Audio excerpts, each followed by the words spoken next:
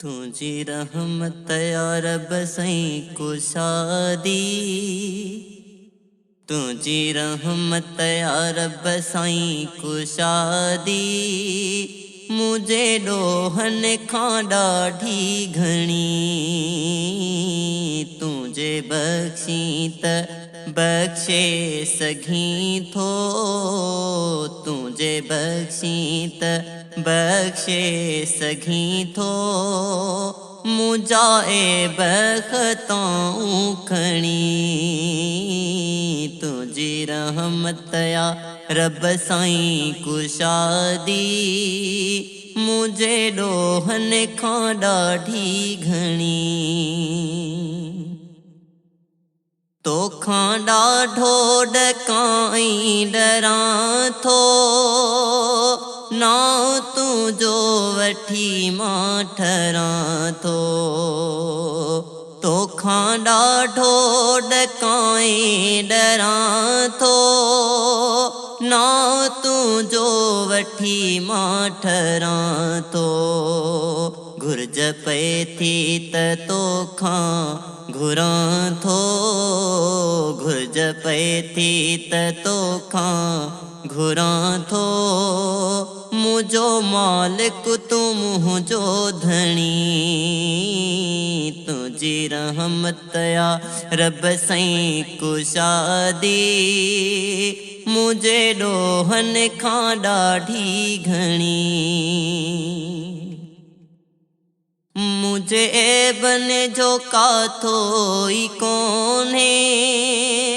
मुझे ॾोहन जो काथो ई कोन्हे, मुझे ऐबन जो काथो ई कोन्हे। मुझे ॾोहन जो काथो ई कोन्हे, मुझे ज़ुल्मन जो काथो ई कोन्हे। मुझे ज़ुल्मन जो काथो ई कोन्हे। मुझी किस्मत या कहिड़ी बणी, तुझी रहमत या रब साईं कुशादी। मुझे ॾोहन खां ॾाढी घणी, पंहिंजा ऐब गणे मां गणां थो।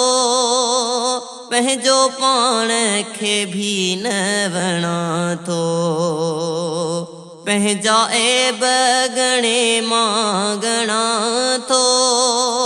पंहिंजो पाण खे भी न वणां थो। पंहिंजे माज़ीअ ते हथड़ा हणां थो, पंहिंजे माज़ीअ ते हथड़ा हणां थो। ले तूं मालिक करम जी कणी, तुझी रहमत या रब सईं कुशादी। मुझे ॾोहन खां ॾाढी घणी, कयो अरबी असांजी सिफ़ारिश। वसे रहमत जी सभिनी ते बारिश, कयो अरबी असांजी सिफ़ारिश। वसे रहमत जी सभिनी ते बारिश। परे दोज़ख जी सभ खां थे आतिश, परे दोज़ख जी सभ खां थे आतिश। इहो अर्ज़ अघाए सुणी, तुझी रहमत या रब साईं कुशादी। मुझे ॾोहन खां ॾाढी घणी, रफ़ी हनीफ़ आक़िब हुसैन बख़्श। अमड़ भाउर ऐं अबो अलह बख़्श।